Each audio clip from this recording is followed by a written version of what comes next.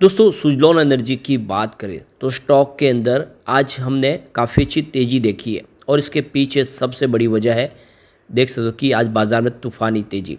US president के election हो चुके हैं और वहाँ से नतीजे बहुत ही शानदार उत्साहवर्धक निकल कर आए। डोनाल्ड ट्रंप फिर से राष्ट्रपति बन चुके हैं अमेरिका के, जिसकी वजह से माहौल काफ़ी ज़्यादा पॉजिटिव बना है।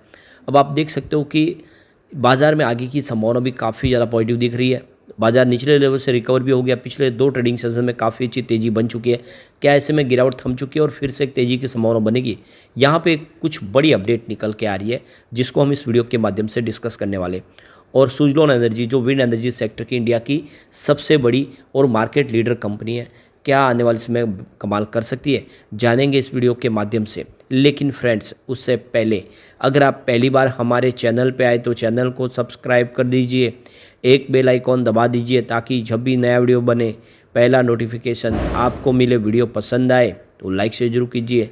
चलो फ्रेंड्स, वीडियो स्टार्ट करते हैं। मैं हूँ आपका दोस्त SP दवे और हमारे अपने चैनल ऑनलाइन कमाई में आपका बहुत बहुत स्वागत है। तो सबसे पहले BSE सेंसेक्स की बात करें तो आज 80,378 के स्तर पे क्लोजिंग थी। 901 पॉइंट की ज़बरदस्त तेज़ी, यानी 1.13% अपर क्लोजिंग दी आज बाजार ने। और आप देख रहे हो कि बाजार ने फिर से 80,000 के स्तर को छू लिया है।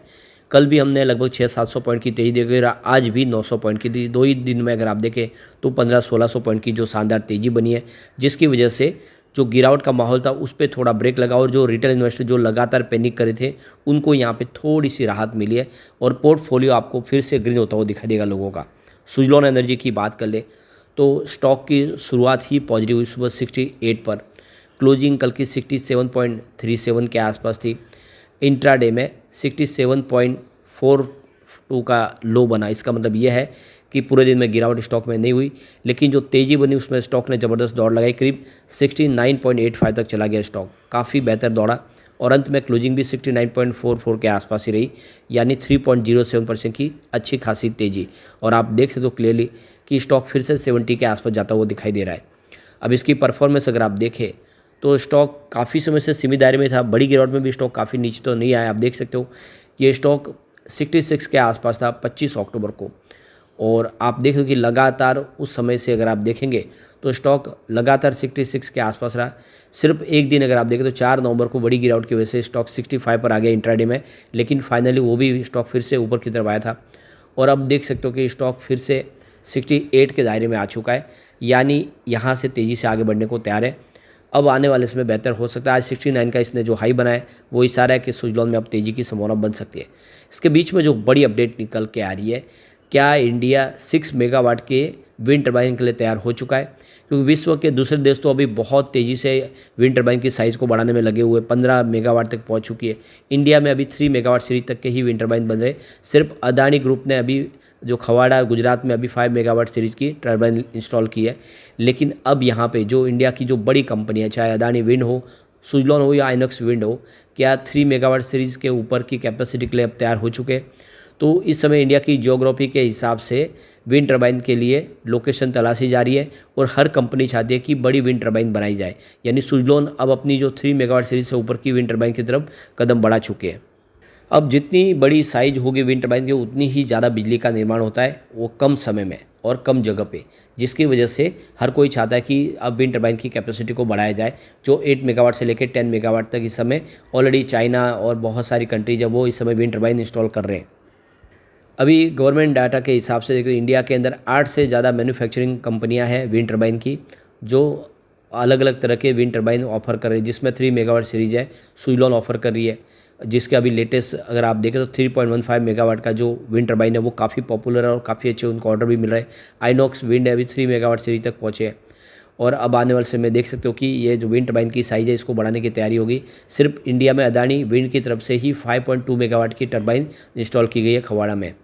तो अब देख लो कि यहाँ पे विंड टर्बाइन की जो कैपेसिटी है उसको 6 मेगावाट तक करने की तैयारी है। फिलहाल कंपनियाँ जियोग्राफिकल सिचुएशन देख रही है कि कहाँ पे कौन सी जगह पे ज़्यादा से ज़्यादा बड़ी विंड टर्बाइन इंस्टॉल की जा सकती है, स्पेशली ऑफशोर विंड के लिए तैयारी की जा रही है।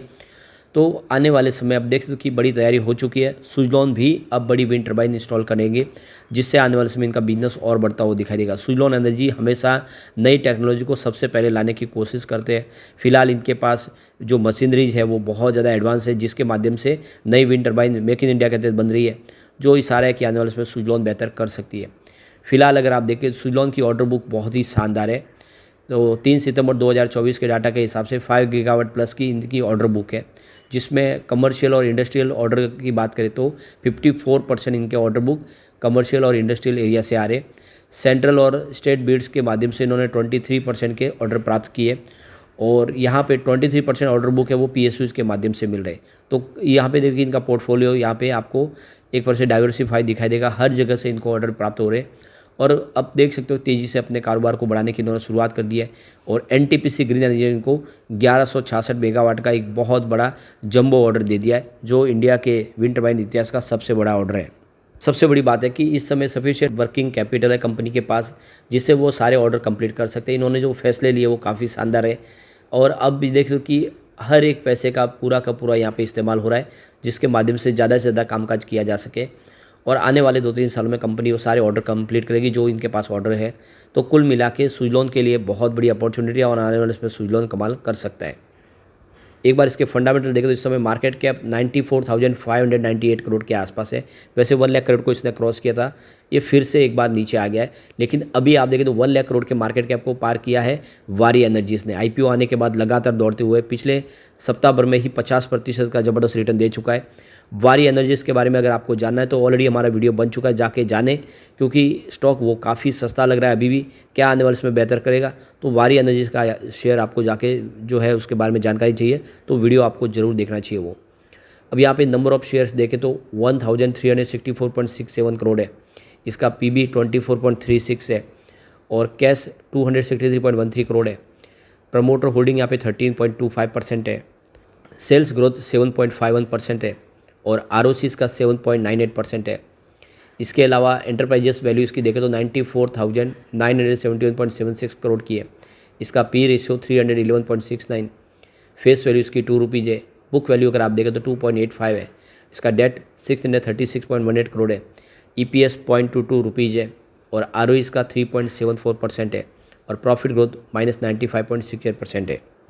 तो कुल मिला के देख लो कि सुज़लॉन एनर्जी आने वाले समय कुछ बेहतर करता हुआ दिखाई दे सकता है। यहाँ पे गौर करने वाली बात है कि कंपनी के वॉल्यूम लगभग एक जैसा ही दिखाई दे रहा है। आप देख लो कि पिछले 1 महीने पहले 7 करोड़ का वॉल्यूम जरूर था, सामने 3 करोड़ का डिलीवरी बेस काम हुआ, लेकिन पिछले एक सप्ताह पहले इसका 5 करोड़ का वॉल्यूम हुआ था, 2 करोड़ की डिलीवरी उठाई गई थी।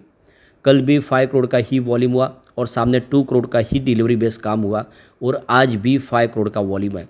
यानी वॉल्यूम में एक तरह से देखो स्टेबिलिटी आ चुकी है, उठापटक यहाँ पे बिल्कुल कम है।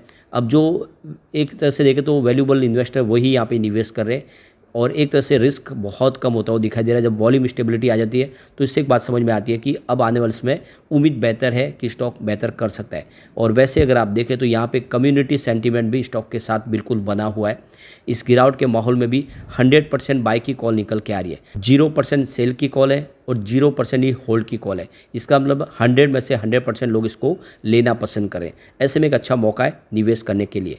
लेकिन फ्रेंड्स, कोई भी इन्वेस्टमेंट करने से पहले अपने फाइनेंशियल एडवाइजर से एडवाइस ले लें, या अपना खुद का रिसर्च करें, क्योंकि मैंने वीडियो आपके एजुकेशनल पर्पज़ के लिए ही बनाया। वीडियो पसंद आए तो लाइक से ज़रूर कीजिए, और चैनल को सब्सक्राइब कर दीजिए। Thank you friends.